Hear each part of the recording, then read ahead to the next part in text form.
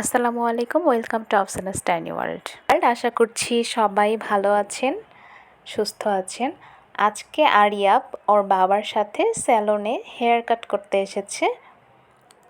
আরিয়াপ hair cut করার কথা যখনই শুনেছে যে আজকে হেয়ার কাট করা হবে, তখন থেকেই সে খুবই খুশি যে আজকে আমি যাব বাবার সাথে।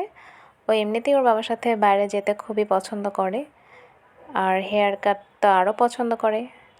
তো শুনে তো আজকে সে খুবই খুশি যে আমি বাবার সাথে আজকে হেয়ার কাট করতে যাব।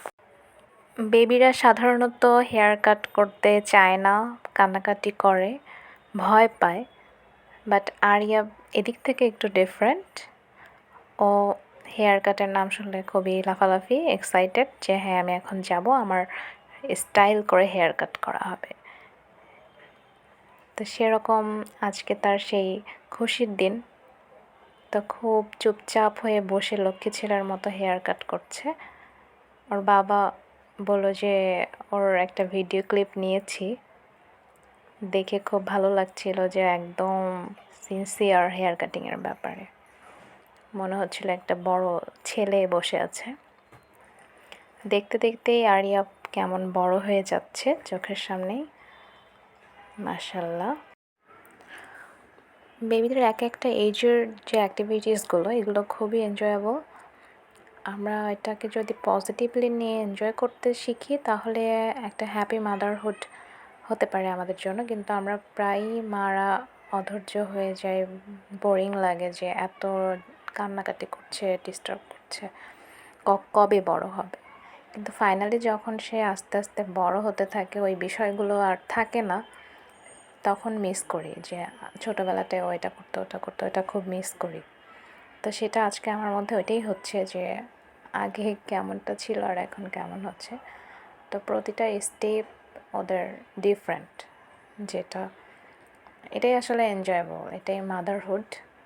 তো এটাকে এনজয় করতে হবে, এটা আমার থিঙ্কিং। আপনাদের কি মনে হয় জানি না।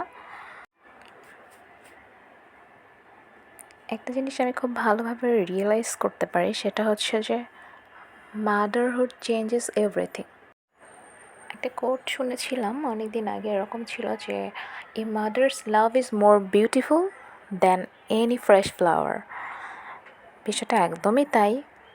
মায়ের ভালোবাসা অতুলনীয়, এবং একটা বাচ্চার কাছ থেকে মা যে ফিলটা পাচ্ছে, সে যে মাতৃত্বটাকে অনুভব করছে, এটা আসলে একটা মা এবং সন্তানের মধ্যে এই ফিলিংসটা একমাত্র তারাই বুঝতে পারছে। যারা মা হয়নি, বাইরে থেকে এটা বোঝানো সম্ভব না যে এই ভালোবাসা, এই টান, এই ওয়ার্মটা কতটা হ্যাভেনলি।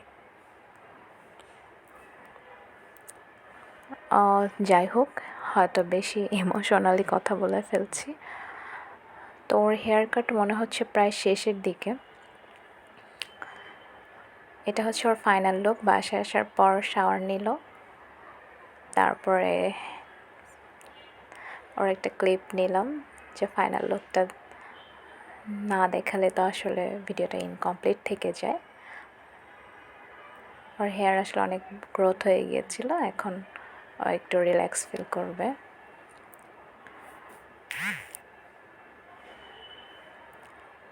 তো সবাই বেশি বেশি করে লাইক শেয়ার করবেন, সবসময় পাশে থাকবেন, ভালো থাকবেন। আসসালামু আলাইকুম এভরিওয়ান।